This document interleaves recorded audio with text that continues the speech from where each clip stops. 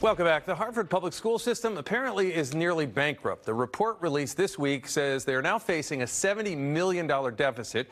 So how did they get here, and what happens to students and teachers moving forward? Hartford Mayor Arunan Arulampalam is here to give us some insight. Good to see you again, Mr. Mayor. Thanks for having me. Appreciate your time.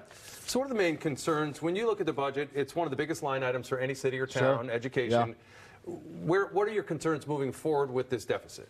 Well, look, in the last couple of years, I've worked really closely with our speaker, Matt Ritter, and the state delegation to deal with the budget deficits in the past. And we've increased funding from the city and the state about $34 million. They've got about $34 million more than they had a couple of years ago to work with. They're coming to us with the deficit. Actually, just in the last few days, it's grown to $74.5 million.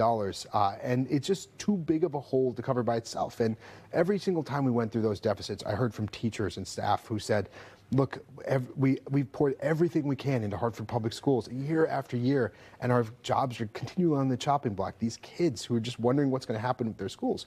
And so we've worked over the past year to try to reach out our hand and say, let's try to study these structural issues in our schools. Let's try to come up with a plan, be proactive about it. We've spent the past year trying to do that. Right. And the Current has reported on this. They not only did they refuse to do that, they tried to block our efforts. They canceled site visits last minute, canceled meetings. They refused to open their books to us and talk about real structural issues. Is the central office too bloated? Are there administrative efficiencies we can have if we combine finance departments and HR and facilities and sports? You know, could we do some of these things together to help put more dollars in the classroom where they belong? And those conversations aren't being had right now by the board chair and the superintendent. So we're working directly with the state to try to figure out if we can instill a little more transparency and accountability here and just have them open up their books. So let's kind of get this straight. So when we interview other cities and towns about their education, they say, oh, special education is a big budget item. That's a problem. Sure. Facilities is a big budget item. Those are problems. You're not even seeing the books to see what numbers are attached to those We things? know at a high level that special ed is about 38% of our costs. We know that there are real structural issues, and we cannot discount that.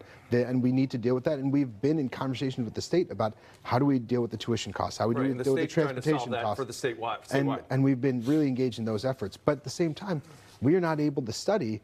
Can we create some efficiencies within our district by combining some of these back-end functions, by taking some dollars out of central office and allowing to ensure that those dollars go to the classroom where they belong? Well, I don't think any teachers or administrators should be losing their jobs this year, but we should talk about whether we can build a more efficient district and put more of those dollars right back into the classrooms. Now, within the Current's reporting, they said there was a significant amount of teacher hires in the last year. And then under the previous superintendent, they were trying to recruit people from Puerto Rico. They were trying to get, there was a lot of open jobs. Yeah. Did they overfill?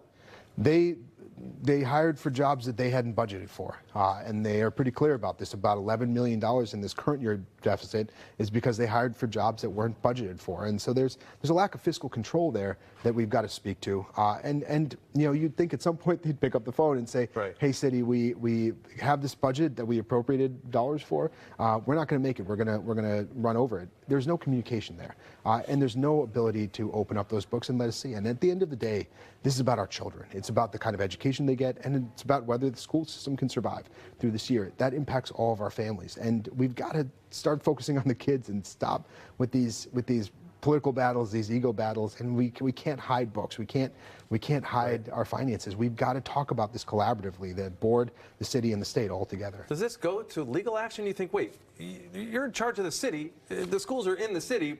It seems like you should have access to the budget. Is there a law that's preventing you from seeing them?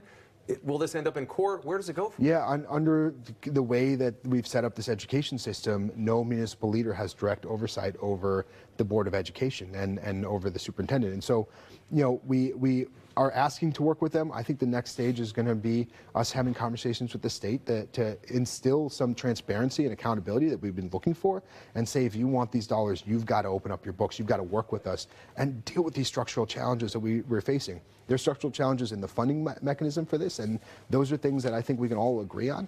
But there's also some structural challenges we need to explore within the school district itself, and we've got to work on those together. So state lawmakers are working on changing the base amount of funding that goes to cities and towns. They're trying to figure out exactly how that formula is going to work. As we know, trying to figure out how that formula will work for any lay person is very difficult. It's challenging. Would that help or hurt your situation? What if the state says, here's some more money? Then that budget deficit starts to close. But you still haven't seen the books as a The state city does leader. not have the dollars to close a $75 million deficit in the city of Hartford alone. And obviously Bridgeport is facing some real pain too.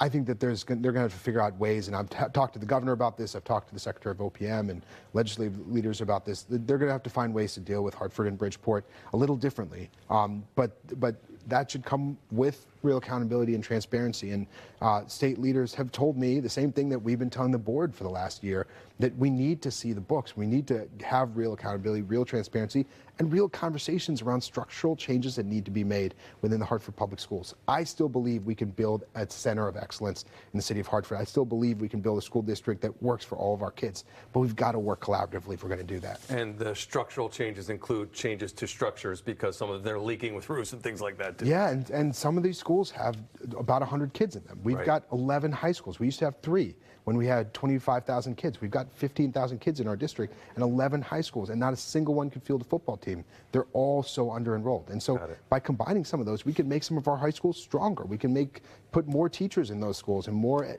education resources in those schools and ensure that kids are getting a better experience when they're going to school each and every day. Got to leave it there, Mayor. Thank you. Appreciate your time.